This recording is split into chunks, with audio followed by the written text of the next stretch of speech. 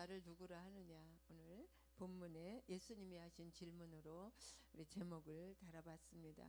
성경에 보면 주님은 사람들에게 정말 너무나 많은 질문을 하셨습니다. 네, 어떤 질문들이 생각나십니까? 주님이 하신 질문 중에 엄청 많죠. 뭐가 생각나십니까? 가장 먼저 네, 바다 한가운데 풍랑을 만난 제자들에게 하신 질문.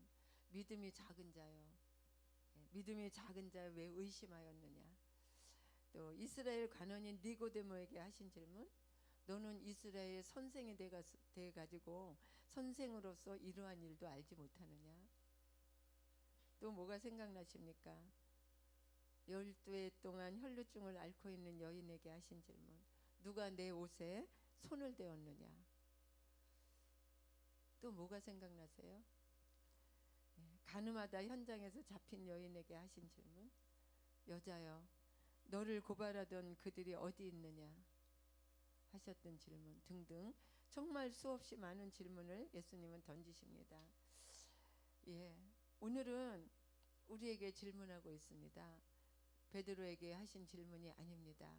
지금 나에게 주님이 질문하십니다. 너희는 나를 누구라고 하느냐. 네, 누구라고 하느냐. 우리는 오늘 우리에게 하신 이 질문은 앞에서 하셨던 질문보다 훨씬 중요하고 난이도가 높은 질문이죠. 이 질문 앞에 마주 서보는 이 아침 되기를 주의 이름으로 축원을 드립니다. 주님은 이 질문을 왜 하필 가이사랴 빌립보에서 하셨을까요? 왜 그 장소에서 하셨을까? 이 장소에서 하신 데는 굉장히 의미가 있습니다. 먼저 질문의 배경을 생각해 보면 가이사랴 빌립보는 이스라엘 북쪽에 있는 도시고 그곳 이름이 시대에 따라서 이름이 자꾸 달라졌어요. 구약 여호수아 시대에는 바알갓이라 불렀는데 가나안 원주민들이 섬기던 행운의 신의 이름이었어요. 그 이름으로, 그러니까 그 우상의 이름이 지명이 되었고, 주전 3세기에는 히랍이 여기를 지배하고 이 도시에 신전을 세웠는데, 그리스 신화에 나오는 상반신은 사람이고 하반신은 염소 모양으로, 이들은 이 초원의 신인 판을 숭배했어요. 이 히랍 사람들은. 그래서 이곳을 파네아스라고 불렀습니다. 이곳의 지명이 파네아스라고 불렀습니다. 예수님 당시의 지명은요, 로마 황제의 이름인 가이사라와 그리고 그 지역의 분봉왕의 이름인 빌립을 따서 가이사라 빌립보라고 했던 것입니다. 빌립은 이 도시에 과거에 세웠던 각종 신전들을 다 세웠어요. 그리고 예수님 당시 이 가이사랴 빌립보는 정말 그랬기 때문에 그 신전들이, 각종 신전들, 우상의 도시라고 말할 수 있을 정도로 각종 신전들이 아주 질비하게 있던 곳입니다. 주님은 바로 이곳에서, 이런 곳에서 너희는 나를 누구라 하느냐고 물으셨던 것입니다. 너희도 이런 신들 가운데 하나라고 나를 생각하느냐, 이것입니다. 여러분에게 주님이 지금 질문하고 계십니다. 우리의 마음속에 얼마나 많은 우상들이 있는지 한번 이 새벽에 주님의 질문을 받으시고 이 새벽에 한번 점검해 보시기 바랍니다.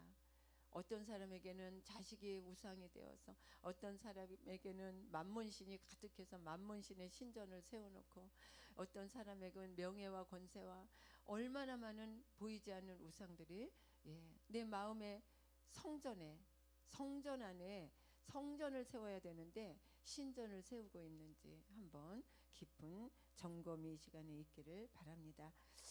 둘째로 주님은 제자들에게 두 가지 질문을 하셨어요.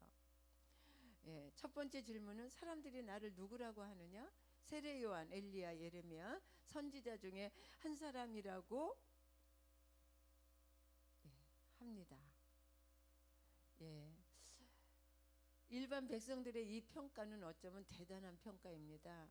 이들은 세례 요한, 예레미야 선지자 중에 한 사람. 이들은 우리나라로 말하면 세종대왕이나 이순신 같이 정말 이 훌륭한 사람들이었기 때문입니다. 그런데 예수님은 이런 평가에 대해 아무 말씀도 안 하시고 제자들에게 두 번째 질문을 하십니다. 그 두 번째 질문이 너희는 나를 누구라고 하느냐. 예수님은 제자들의 대답에 귀를 기울였을 것입니다. 지대한 관심을 가지고 얘들은 뭐라고, 내 제자들은 뭐라고 대답할까 굉장히 지대한 관심을 가지고 물으셨을 것입니다. 왜냐하면 예수님이 이 제자들을 2년 반 동안 가르치고 함께 살고 동고동락하면서 이 제자들은 고독한 예수님의 모습도 보았고, 그리고 많은 군중 속에 계신 주님의 모습도 보았고, 또 기도하시는 모습도, 전도하시는 모습도, 기적을 행하시며 바람과 파도도 잔잔케 하시는 예수님의 모습을 보았던 제자들이기 때문에 이 모습을, 나의 모습을 이렇게 지켜본, 나와 동고동락을 하며 살았던 너희들은 나를 어떻게 생각하느냐 이겁니다. 여러분은 어떻게 생각하십니까? 예수님을 만났던 행복한 기억들이 있죠. 그리고 지금까지 살아오면서 정말 그 첫사랑의 감격의 눈물을 흘리면서 일마다 때마다 때를 따라 돕는 주님의 은혜를 경험하고 체험하고 살았던 여러분은 주님을 어떻게 누구라고 말할 수 있겠습니까? 우리 한번 주님의 음성을 들으면서 주님이 나에게 하신 말씀이라 생각하면서 우리 한번 15절 16절 한번 같이 읽겠습니다. 시작. 이르시되 너는 나를 누구라 하느냐. 시몬 베드로가 대답하여 이르되 주는 그리스도시요 살아계신 하나님의 아들이십니다. 네, 맞습니까? 나에게 하는 질문입니다. 나에게 예수님은 정말 어떤 존재인가? 내가 신학교 처음에 들어가서 첫 시험을 보는데 시험 문제가 뭐였냐면은 예수님은 나에게 어떤 분이신가 서술하라는 거였어요. 아유 이게 무슨 시험 문제야 하면서 막 그냥 그 A4 용기를 하나씩 내주면서 교수님이 내준 종이에다 막 쓰기 시작했어요. 창조주, 구원자, 전능하신 분, 사랑이 많으신 분. 쓰다 보니까 두 줄도 못 썼어요. 아유 그런 줄 몰랐어. 내가 정말 그런 줄 몰랐어. 처음 생각해봤어요. 그때 빵점 맞았죠. 근데 저만 빵점 맞은 게 아니라 우리 학우들 다 빵점 맞았어요. 왜냐하면은 그거는 세상 사람도 다 알아. 창조주, 전능하신 분, 구원자 뭐 이거 예수 믿는 모든 이가 다 알아. 모르는 사람 없다는 거예요. 그런데 내가 지금 하는 질문은 너에게 예수님이 누구냐는 거예요. 네가 만난 예수님은 누구냐. 이 답을 써야 되는데 막막하더라고. 그때 처음으로 나는 내가 만난 예수님은 어떤 분이었나를 처음으로 깊이 생각해 봤어요. 예수님은 십자가 나를 위해서 죽으시고 십자가에 달려서 죽어주시고 나의 죄를 용서해 주시고 구원해 주신 분, 이거는 다 알아 누구나. 그런데 주님의 질문은 너에게 예수님은, 내가 만난 예수님은 어떤 분인가? 그게 이 시험 문제였어요. 여러분에게 만난 예수님, 여러분이 만난 예수님, 여러분에게 예수님은 어떤 존재인가? 한번 깊이 생각해보는 이 아침 됐으면 좋겠습니다. 이 시간 마음으로 심각하게 그리고 대답해 보시기 바랍니다. 그리고 믿는 대로 생각하고 말하고 행동하고 있는지.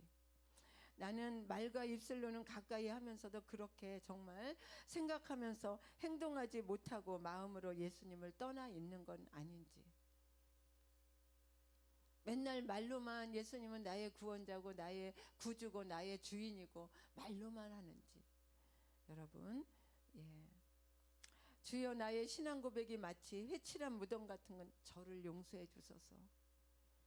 겉으로는 삐까뻔쩍 믿음이 좋고 권사고 장로고 집사고 기관 회장이고 오래오래 신앙생활하고 연조도 깊은데 이렇게 화려한 나의 모습인데, 그러나 내 속은 정말 주님을 멀리 떠나 있고 내 의지와 내 방법대로 살아가고 있는 해칠한 무덤 같은 나를 주님 용서해 주세요.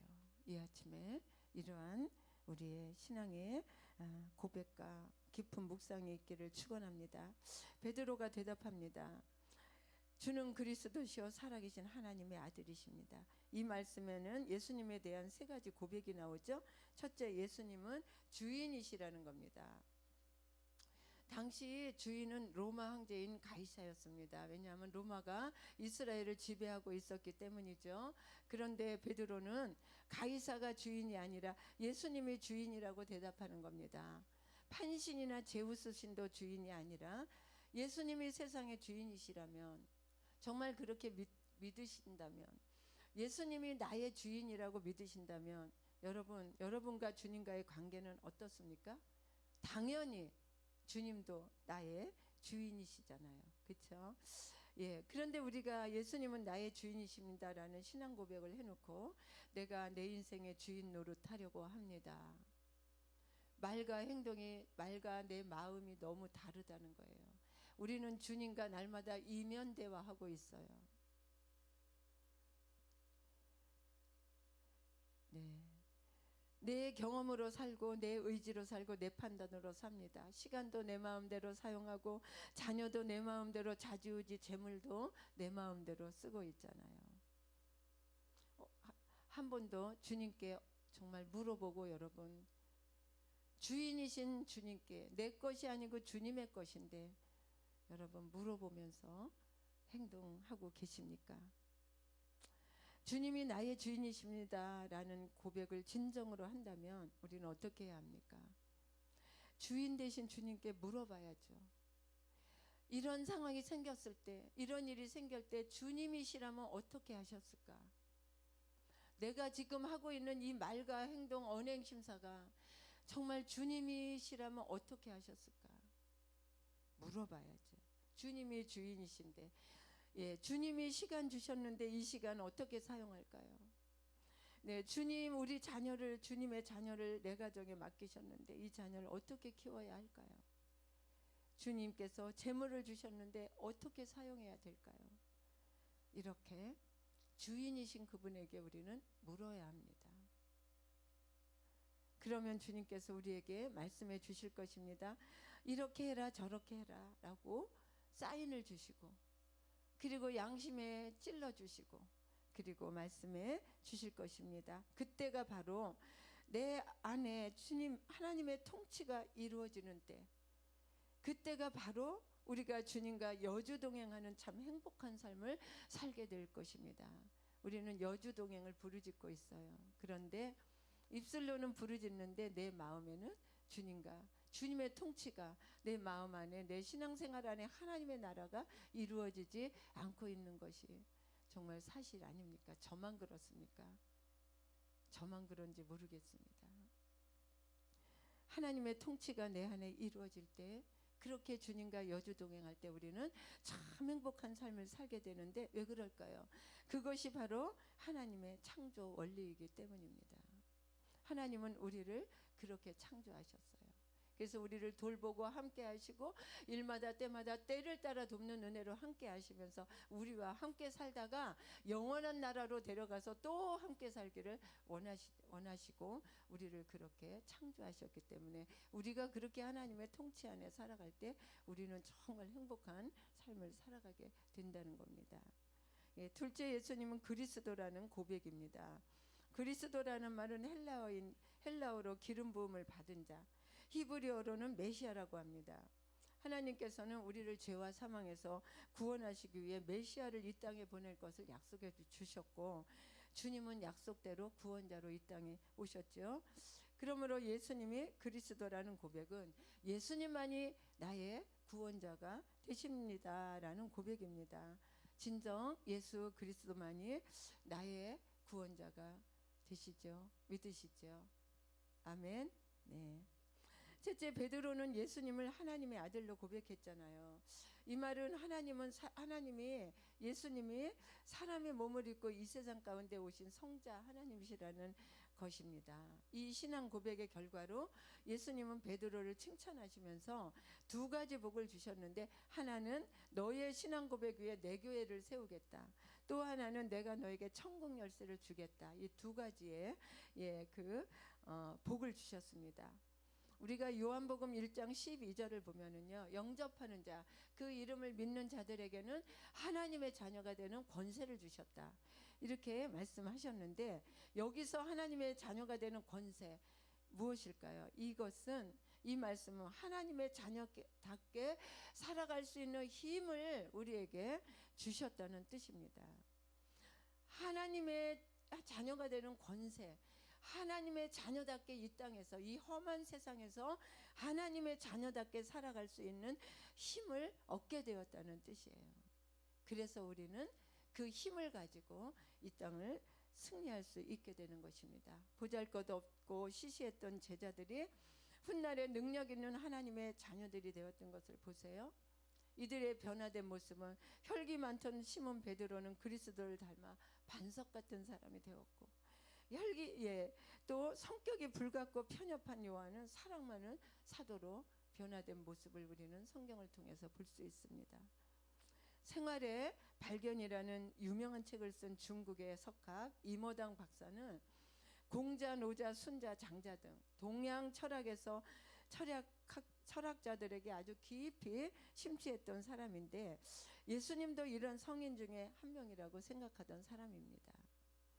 아내의 권유로 교회에 갔다가 어느 주일날 목사님의 설교 말씀에 큰 감동을 받았고, 그는 결국에 그 수십 년 동안 그 사상적 방황을 끝내고 마침내 예수님을 구주로 그리스도로 살아계신 하나님의 아들이라고 고백하면서 외쳤던 유명한 말 한마디가 있습니다. 그 유명한 말이 뭐냐면은 태양이 떴다 촛불을 꺼라였습니다. 이게 무슨 말입니까? 그동안 자기가 그렇게 좋아했던 성인들, 그렇게 존경하고 숭배했던 그 성인들을 예수님과 비교해보니 그 성인들은 단지 태양 앞에 있는 촛불에 불과했던 것입니다. 예수님은 태양이고 그들은 촛불이었다고 외쳤던 것입니다. 오늘의 시대는 절대적인 진리까지도 다 상대화시키는 후기 산업 시대고 포스트 모더니즘 시대입니다. 하지만 여전히 절대적인 진리가 있어요. 우리는 그것을 절대 놓치지 마시고 붙잡고 살아가야 되는데, 그 진리가 바로 오늘 베드로가 고백한 주는 그리스도시요 살아계신 하나님의 아들이십니다. 이 신앙 고백입니다. 이것을 내가 알았을까요? 17절에 보니까 이것을 내게 알게 하니는 하나님 아버지시니라. 아버지가 알게 하셨다는 거예요. 무조건적인 그 은혜로 내가 알게 됐다는 거예요. 은혜가 아니면 하나님을 알지 못하고 하나님을 아버지라 부르지 못하고 예수님을 통해 알려진 복음의 비밀을 알지 못했을 것인데, 여러분, 이 신앙 고백이 우리를 요동하지 않게 하시고 우리를 반석되게 하시고 능력 있는 하나님의 자녀들로 살아갈 수 있도록 그렇게 만들어줄 줄로 믿습니다. 위대한 신앙 고백을 한 베드로도 여러분, 새벽닭이 3번 울기 전에 예수님을 저주했잖아요. 완벽한 사람은 없습니다. 그러나 여러분, 아는 것과 믿는 것, 그리고 믿는 것과 그 믿는 것을 위해 생명을 바치는 것과는 큰 차이가 있습니다. 아는 것은 필요 없습니다. 우리는 믿고 믿는 것을 살아내야 됩니다. 그렇게 베드로도 그런 부분에 있어서 그 실패했던 것을 가슴을 치면서 후회했습니다. 그렇습니다. 믿음을 오래 가지고 있었던 나의 인격과 믿음이 자라나기는 했는지 한번 생각해보는 이 아침 되기를 축원합니다. 느끼거나 확인하기는 어렵지만 나를 온전한 자로 만드셔서 위대한 신앙 고백에 걸맞는 믿음을 가지고 헌신하도록 그렇게 나를 성장시키시고 만들어주실 그 주님을 바라보면서 부족한 내가 그 주님을 의지하고 주님 말을 바라보면서 기대하면서 나의 성장을 바라보십시오. 숨어서 따라가고 예수를 부인했던 베드로가 결국은 어떻게 됐습니까? 예수님과 같은 십자가를 지는 위대한 믿음을 그가 삶과 행동으로 보여주었던 것처럼 지금은 부족하지만 하나님, 나의 이 신앙 고백이 그리고 이 신앙 고백을 내 삶 가운데 내가 살아낼 수 있도록 나와 동행하여 주십시오 라는 기도가 우리에게 절대적으로 필요할 줄로 믿습니다. 그래서 오늘도 저와 함께 하시는 성령님께 베드로에게 역사하셨듯이 저에게도 역사하셔서 저를 온전케 하시며 이 신앙 고백을 삶과 행동으로 드러낼 수 있도록 살아낼 수 있도록 역사해 주시는 주님과 날마다 동행하는 은혜가 있기를 축원합니다. 네, 오늘 묵상의 말씀은 이 새벽에 너는 나를 누구라 하느냐 물으시는 주님의 앞에 그 주님의 질문 앞에 마주하는 그러한 나의 모습을 깊이 묵상하는 이 아침 되기를 축원합니다. 기도하시겠습니다.